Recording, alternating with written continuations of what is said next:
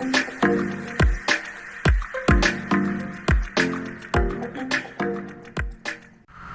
Pak, nama saya Trisna Amanda Brusmiring dari Universitas Islam Negeri Sumatera Utara. Bisa diperkenalkan dulu Pak? Assalamualaikum warahmatullahi wabarakatuh. Baik, saudari Trisna Amanda, ya. Di sini saya terlebih dahulu akan memperkenalkan diri saya. Nama saya adalah Roy Adinanta Sembiring,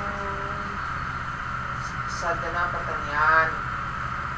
Nah, saya itu memang termasuk salah satu petani bunga yang ada di Prastagi. Jadi memang kalau Mbak Trisna mau bertanya sesuatu tentang bunga krisan, ya saya persilahkan. Baik Pak, terima kasih atas waktunya. Di sini saya akan bertanya beberapa hal Pak mengenai pertumbuhan bunga krisannya. Ya, Bisa kita mulai saja Pak? ya silakan. Yang pertama, jenis tanah seperti apa nih Pak yang cocok untuk bunga krisannya? Sekarang ini, ya pertama-tama kita harus tahu dulu bunga krisan ini bunga yang seperti apa ya. Dia bunga yang bisa ditanam di dataran rendah atau dataran tinggi. Jadi setelah saya meneliti dan juga langsung terjun ke lapangan, kita tahu bahwa bunga krisan ini yang paling baik pertumbuhannya itu adalah di dataran tinggi.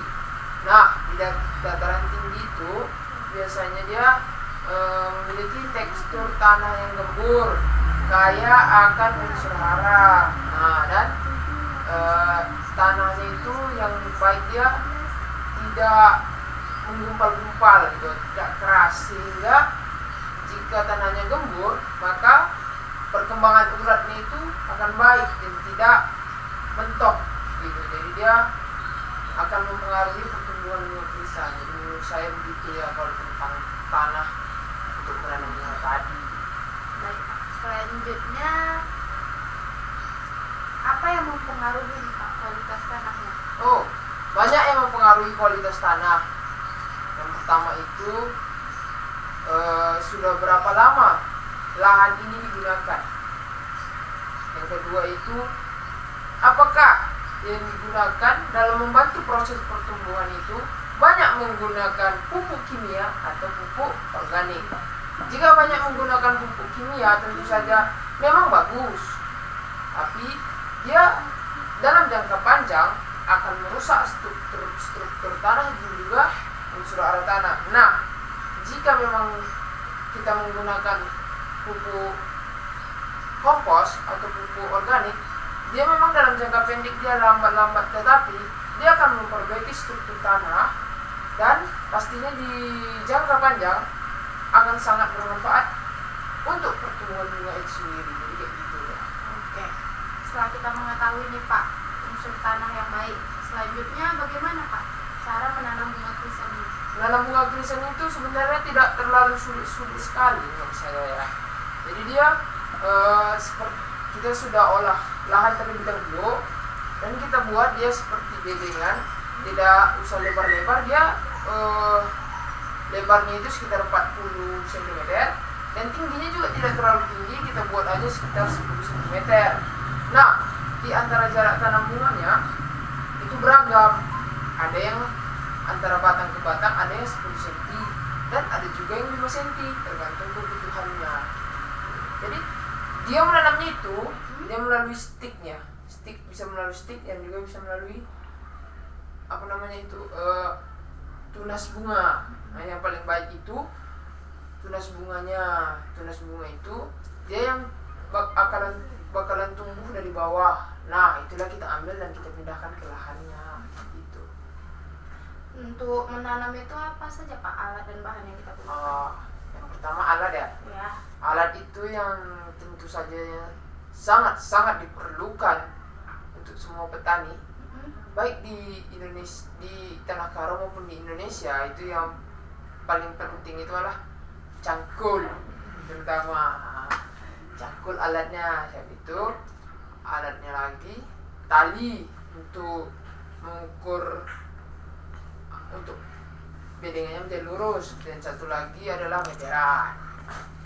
Dan bahannya ya, Iya, Pak. bahannya terutama itu harus ada lahan. Bagaimana kita menanam sesuatu tidak ada lahan? Kan tidak mungkin. Yang kedua itu ada orang atau petani yang yang mengerjakannya, ya kan. Yang ketiga itu yang pasti itu bibitnya, dan yang terakhir itu kita menggunakan air, dan setelah kita tanam langsung kita siram.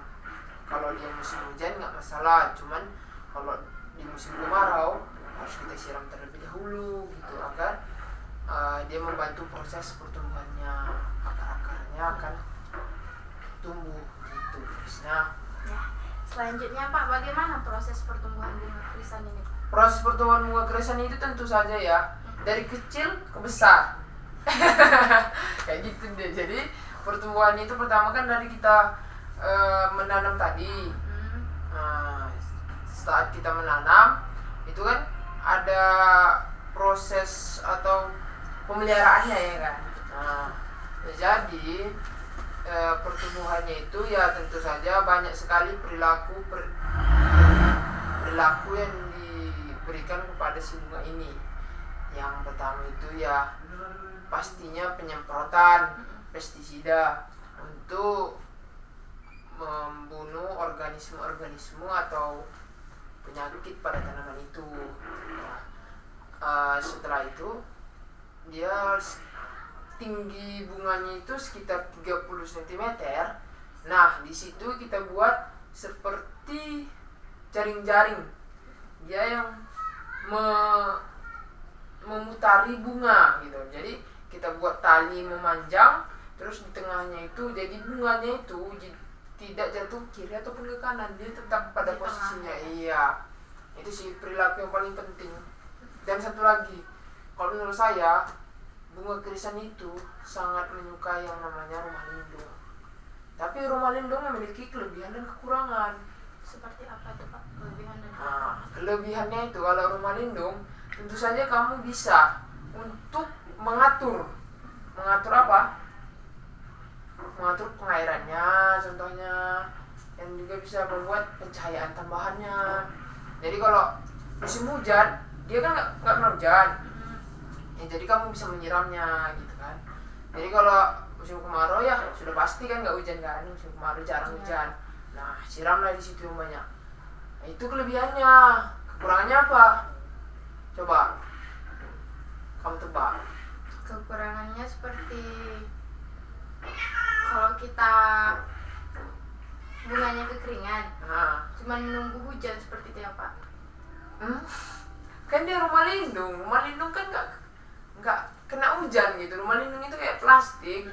Nah, bunganya itu di bawah kan, waktu hujannya dia pasti bunganya basah lah kena air hujan. Jadi kekurangannya itu menurut kamu apa memakai rumah lindung itu? Memerlukan bahannya cahaya listrik apa? Di sini kita menggunakan cahaya listrik. Bisa ya, bisa enggak? Karena di Indonesia ini untuk pencahayaan atau fotosintesis bunga krisan sebenarnya masih kurang waktunya. Jadi agar maksimal hasilnya, kita tambahkan pencahayaan tambahan tersebut gitu. Jadi menurut kamu tadi nyerah? Oke, nggak apa-apa ya, karena namanya aja nggak tahu ya kan. Makanya saya bagilah sedikit ilmunya ya kan. Jadi kekurangan itu sebenarnya simpel sih, mahal dan membutuhkan biaya yang besar ya kan. Jadi kalau untuk membuat rumah lindung itu tidak bisa dia, ya bisa kita bilang membutuhkan modal yang besar. Ya itulah ya kelebihan dan kekurangannya. Pak, apakah ada proses pemetik bunga yang benar seperti itu? Oke, memetik bunga krisan nih kan? Iya, bunga krisan.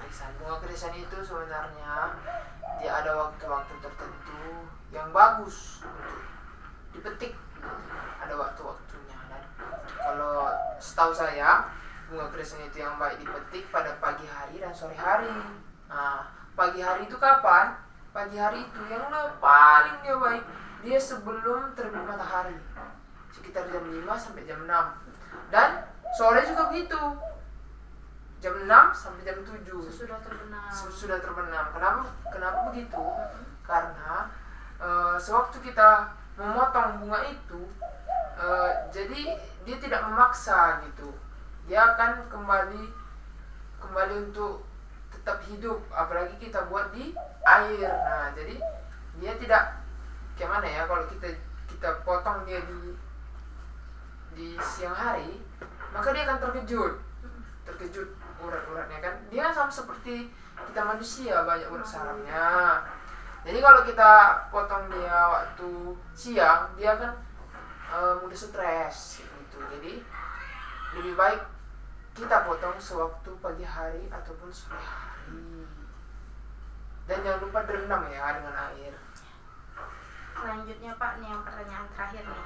Kemana bunga krisan ini dipasarkan Pak? Krisan ini sebenarnya pasarnya baik menurut saya ya. Kenapa begitu? Karena permintaan dari luar negeri, terutama negara Jepang, akan bunga krisan itu sangat tinggi.